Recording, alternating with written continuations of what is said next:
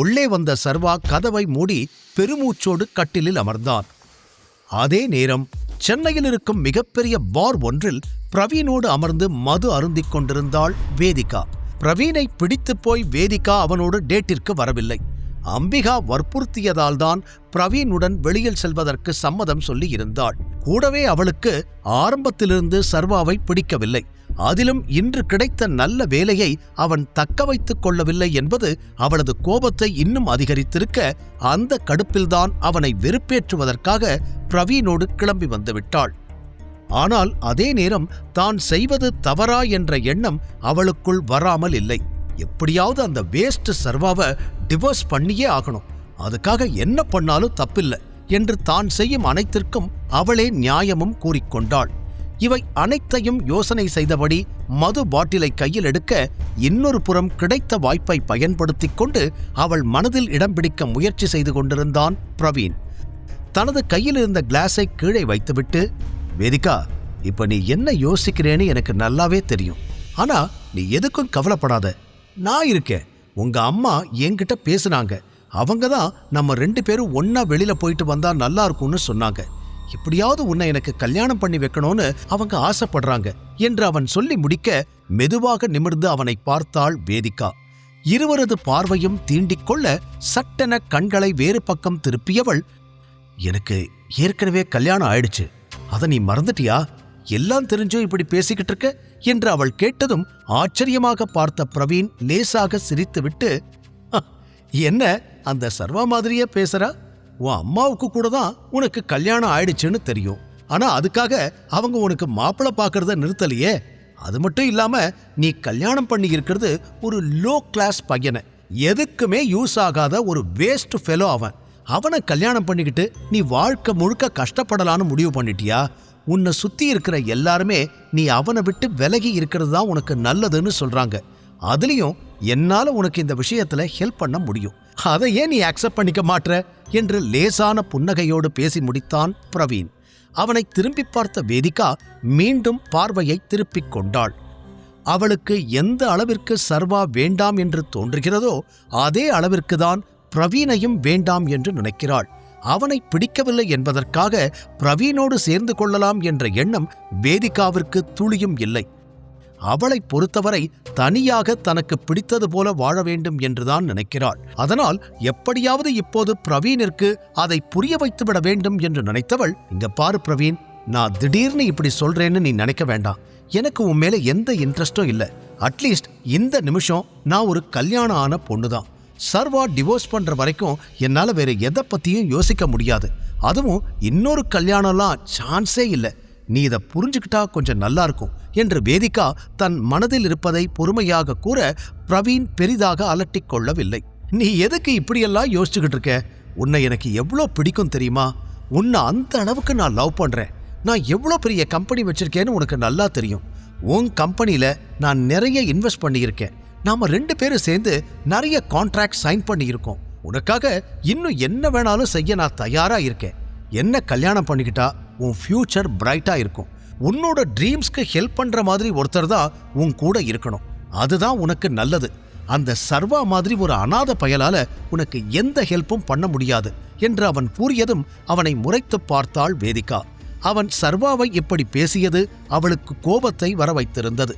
கொஞ்சம் பார்த்து பேசு பிரவீன், அவனுக்கு அப்பா அம்மா இல்ல, அதுக்காக நீ இப்படியெல்லாம் பேசணும்னு அவசியம் கிடையாது என்று கோபமாக அவள் கூற, நான் ஒன்னும் தப்பா சொல்லலையே, அவனால உனக்கு எந்த யூஸும் இல்ல, அதைத்தான் நான் சொல்றேன் என்று அவன் மீண்டும் அதையே கூற, இதுக்கு மேல இவன் பேசுறதையெல்லாம் கேட்டுக்கிட்டு இருக்க முடியாது என்று மனதில் நினைத்த வேதிகா கையில் இருந்த ட்ரிங்க்ஸை முழுவதுமாக குடித்துவிட்டு, ரொம்ப லேட் ஆயிடுச்சு, நான் கிளம்பணும் என்று எழுந்து நின்றாள். வேதிகா, நமக்கு நடுவுல இருக்கிற கான்ட்ராக்ட் இன்னும் 1 மாசத்துல முடிய போகுது.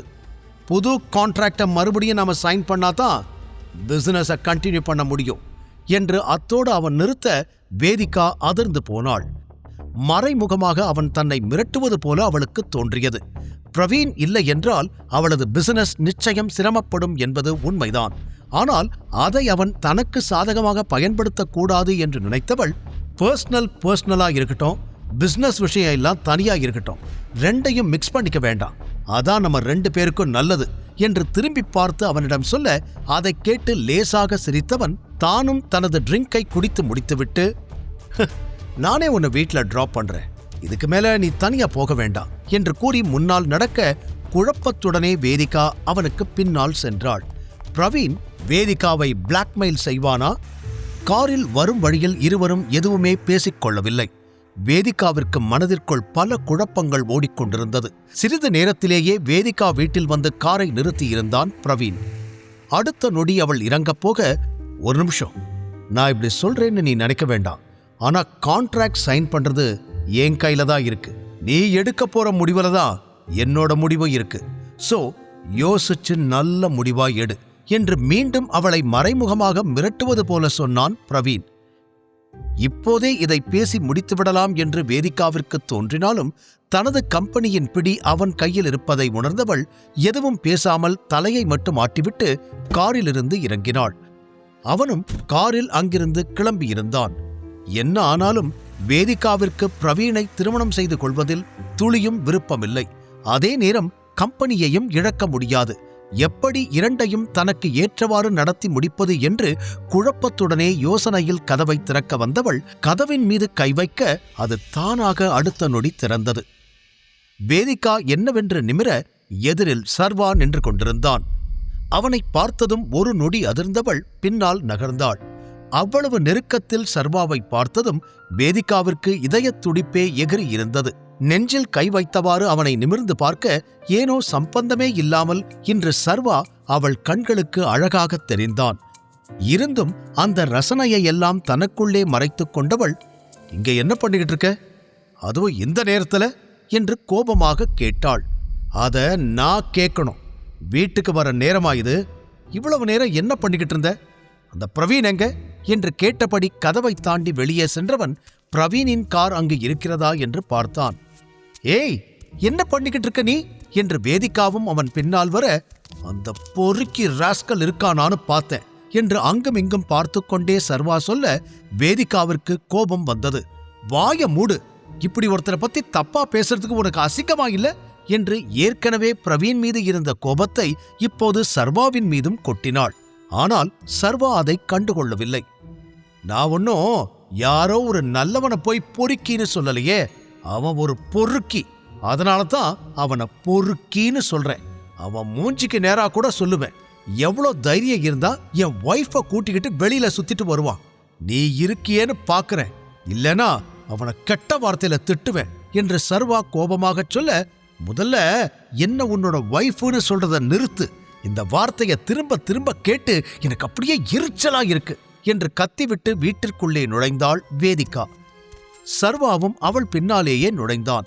ஏற்கனவே அவன் கொடுத்த இம்சை பத்தாதுன்னு இவன் வேற, எல்லாம் எனக்குன்னு வந்து சேர்ந்திருக்குது பாரு என்று புலம்பிக் கொண்டு வேதிகா அறையை நோக்கிச் செல்ல, குறுக்கே புகுந்து தடுத்த சர்வா, உனக்கு பிடிச்ச மாதிரி ஏதாவது வாங்கி கொடுத்தா நீ என்ன அக்செப்ட் பண்ணிப்பியா?